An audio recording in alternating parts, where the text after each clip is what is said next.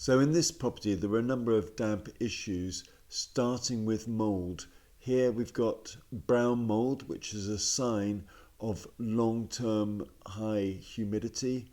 Typically it happens when people shower, cook, have a coffee, close the doors, go away for a week's holiday, leaving the heating off, and it creates this humidity, relative humidity, constantly around the 80% relative humidity over a long period of time.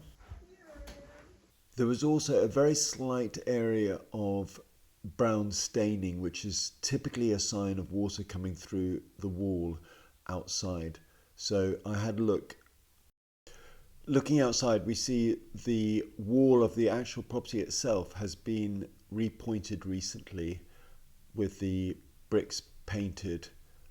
The neighbour has fairly rough looking area. I used Google Maps to have a look to see what it looked like before, and there's definitely some areas of damage to your side. It's difficult to see it clearly enough, but you kindly shared with me various images from your builder showing primarily damage to the window surrounds. I couldn't actually see any evidence of water penetrating through, but clearly it did need to be repainted at some stage. So in summary, I think that there are issues on the outside. I think there's likely to be an overflow of water either from the hopper or from the gutter. If it's from the hopper, your builders should have cleared it out. I couldn't see any issues with it. The tiles don't appear to be overlapping the gutter, and I suspect some water is going to continue to flow over, but it's going to be a very small amount of water, and I don't think you'll find that it causes ongoing dampness. I think the primary issue on the inside is actually from condensation, which you can see evidence of through mould. You wouldn't get mould without high levels of humidity, which obviously result from the same issues as condensation. So obviously nothing to do with the brick wall, but you can see there's mould growing there on the windows. And clearly that's telling me that there is an internal vapour issue, irrespective of the wall, and they're probably just working in combination rather than just that. You can see quite often, well that's not necessarily, but quite often you get dampness under here, because what happens is it's kind of mould there. These are double glazed. Some windows were single glazed, or maybe not. But you see, if you getting condensation forming, see if I open this up, I can see around that the areas in the corner. There are signs that you've had condensation, and that sort of discoloration there suggests to me that this has had condensation. Do you see the brown there? Yes. That looks like water. I mean, so although penetrating damp will result in a brown stain typically, not all brown stains will come from penetrating damp. And it'll often get it from condensation from your windows. Looking around other rooms in the property, we find dampness. For instance, the first floor rear room, which I think is the master bedroom, there's mould growing in the corner there. You can see on the outside that there are no obvious signs of damp issues. Also, the front bedroom, there was mould and dampness on the wall there. Where there's dampness spread across the property, it's because of insufficient ventilation normally. There isn't a bathroom vent. There's no externally ducted kitchen extractor fan. And like most people, clothes are being dried internally, but without a dehumidifier. You need to have at least a 20-litre dehumidifier and bathroom and kitchen extractor fans.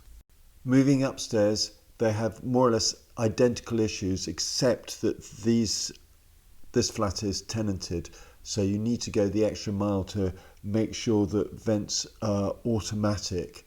So there's no kitchen extractor fan. The bathroom extractor fan turns off as soon as the lights are switched off. It needs to have a 30-minute overrun. So the vent is working, but it turns off immediately.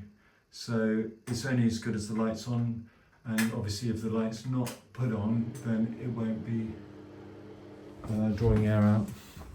The kitchen, the extractor fan doesn't go out. It's just, it's fairly pointless, but it's just recycling vapour.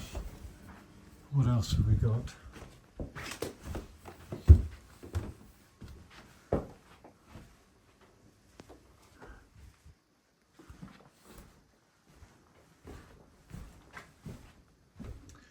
So drying clothes internally. Let's see what I can see out there. There are no telltale signs of penetrating damp. There's a bit of damp here, but it's tracing back up to this window here, which is single glaze. So you can see there as well. That's going to be condensation that causes that. And likewise here. Bit of that's metal, plaster is beading. Not sure that it's unlikely to be penetrating damp, but we'll have a look on the outside.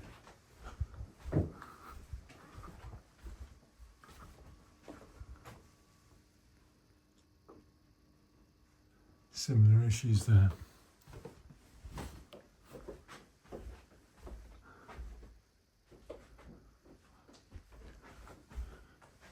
So that is possibly penetrating damp. I'll have a look.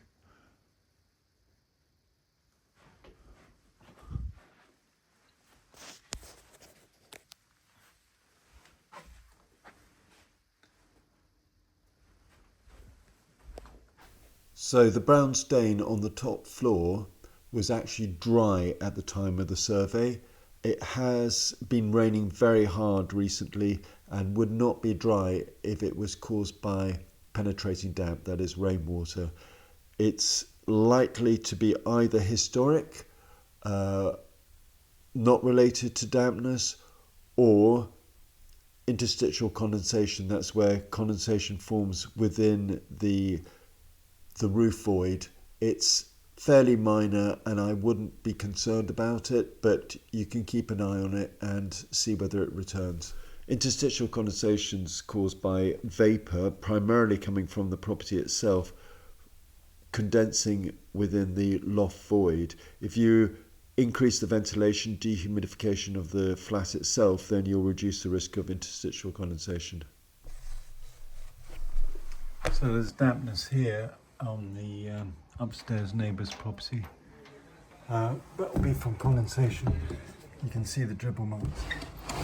There's very little ventilation here, or insufficient anyway.